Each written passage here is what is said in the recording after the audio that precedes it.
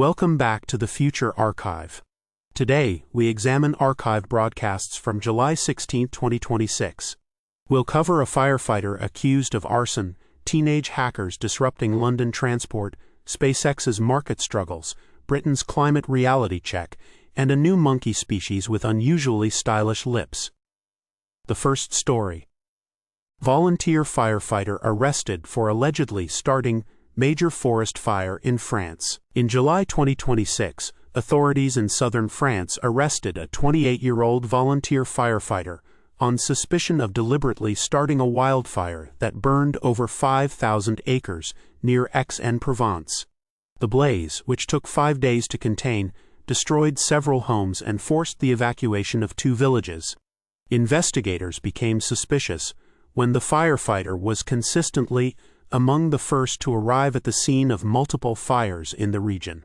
Surveillance footage later showed his vehicle near the origin point of the blaze shortly before it began. The case highlighted a disturbing paradox. Those trusted with protecting communities sometimes pose the greatest risk. This incident became a case study in the psychology of institutional trust. By 2050, historians note that such cases were not rare, only the ones that made headlines. The firefighter's motive remained unclear, though theories ranged from attention-seeking to a twisted sense of purpose. What was clear was that systems designed to prevent harm were vulnerable to those they empowered. Future fire management protocols would include more rigorous psychological screening, though as we know, humanity's favorite strategy was to implement these changes after the damage was done. Some people will burn down the house just to be the one who puts it out.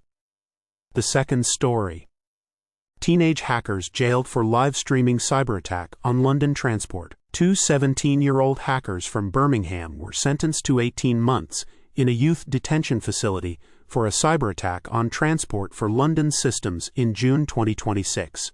The teens, who live-streamed their intrusion on a gaming platform, disrupted tube and bus services for over 3 hours during morning rush hour, causing an estimated £2 million in economic losses.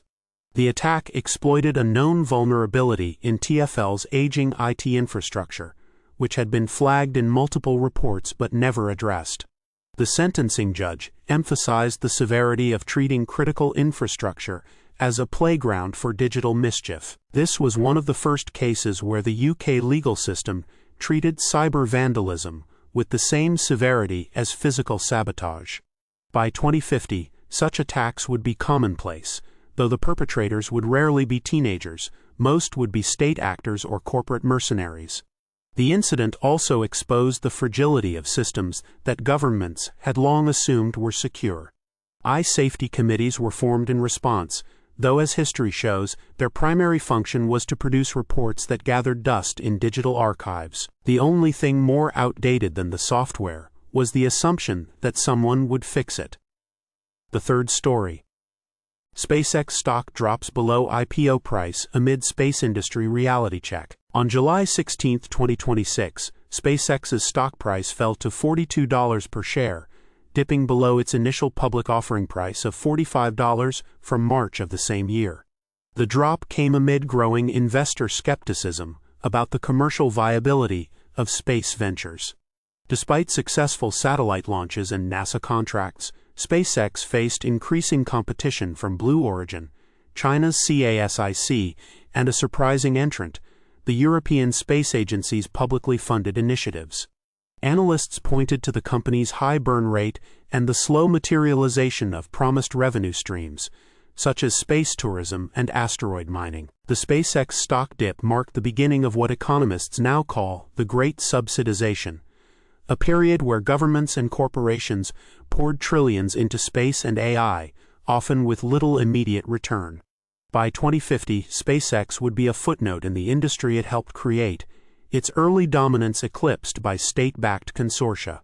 The lesson, as always, was that hype and reality eventually meet, though investors often wish they hadn't. Gravity always wins, even for stock prices. The fourth story.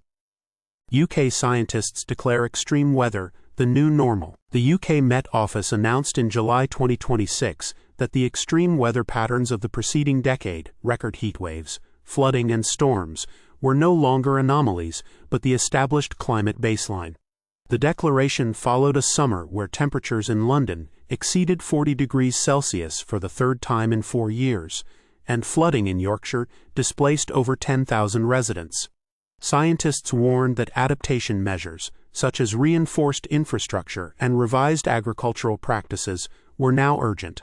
The government responded by forming a new task force, though funding for its recommendations was not immediately allocated. This was the moment when climate change stopped being a future threat and became the present. By 2050, the UK's climate would be almost unrecognizable from the 20th century, with Mediterranean-style summers and winters marked by near-constant rainfall. The Met Office's announcement was a textbook example of humanity's favorite strategy, acknowledging the problem only after it had become unavoidable. The task force, incidentally, was later absorbed into the Great Spreadsheet Crisis of 2028, when its findings were accidentally deleted during a routine data migration. The weather report finally caught up with the weather. The fifth story. New monkey species with orange lips discovered in Congo. Researchers from the University of Amsterdam announced the discovery of a new primate species, Cercopithecus aurantiolabius, in the remote forests of the Democratic Republic of Congo. The monkey, distinguished by its bright orange lips and distinctive call, was identified through a combination of DNA analysis and field observations. The species was found in a region threatened by logging and mining, leading conservationists to call for immediate protections. Local communities had long known of the monkey's existence, referring to it as the forest's clown due to its expressive facial markings. The discovery was a rare bright spot in an era of accelerating biodiversity loss. By 2050, Cercopithecus aurantiolabius would be critically endangered, its habitat reduced by 80% due to industrial expansion. The monkey's story mirrored that of countless species, celebrated upon discovery, then ignored until it was nearly too late. The Congolese government did establish a small reserve, though enforcement was, as evidence later suggested, left to an intern. Nature's last jokes are always the most colorful. July 16, 2026 was a day of contradictions. Trust betrayed, systems exposed, hype deflated, and reality accepted, all while nature offered one last grin. The past, as always, is not going anywhere. This has been the Future Archive.